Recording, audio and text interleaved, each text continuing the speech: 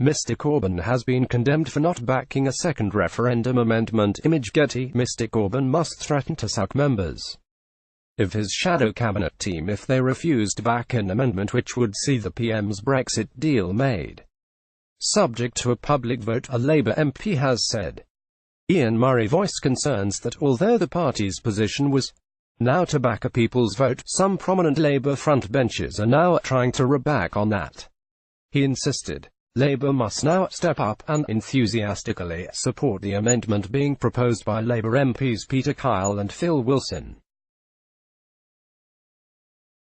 The amendment in question would allow Theresa May's Brexit deal to pass the Commons, but make it subject to a public vote, in which people could opt to remain in the European Union.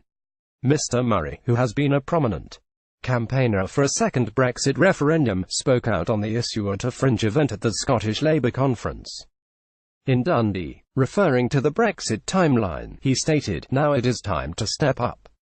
We are 480 hours away, and if the Labour Party, the opposition, doesn't step up next week, the Kyle-Wilson amendment will either not come forward or it won't win, and we will end up in a situation with no deal, no deal, and no extension." The Edinburgh South MP said it was possible next week's votes in the House of Commons could see MPs again reject Theresa May's Brexit deal, but also not back the amendments that would rule out a no-deal Brexit and extend the Article 50 timetable. Mr. Murray spoke out on the issue at a fringe event at the Scottish Labour conference. Image Getty. He said, "The Prime Minister could be sitting on Friday with her deal down, no extension of Article 50.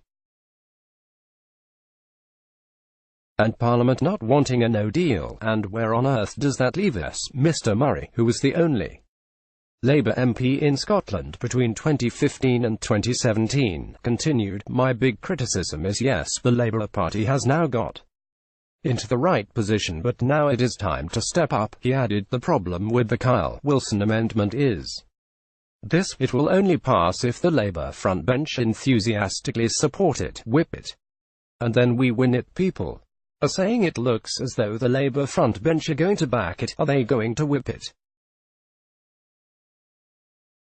Are they going to sack shadow ministers and shadow cabinet members, or threaten to sack them, if they don't vote for it?" He insisted, "We need the leadership of the party to enthusiastically back this, to make sure the party enthusiastically backs it. Of course, there is going to be some people unhappy and some rebels in that, but unless you say to people, this the 11th hour, the division bell is going to ring, you'll go down that lobby or you will hand in your resignation, we will not get the numbers. It's as simple and straightforward as that." The government's second meaningful vote is scheduled for Tuesday evening. Image Getty. The government's second meaningful vote is scheduled for Tuesday evening after a full day of Commons debate. The last vote in January was overwhelmingly rejected because of the backstop, an insurance policy that could keep the UK tied to EU customs rules to prevent the return of a hard border. But if next week's vote fails to pass again, this time MPs will have a say on whether they want to extend Article 50, which could delay Brexit by several months. The time of the result has yet to be announced.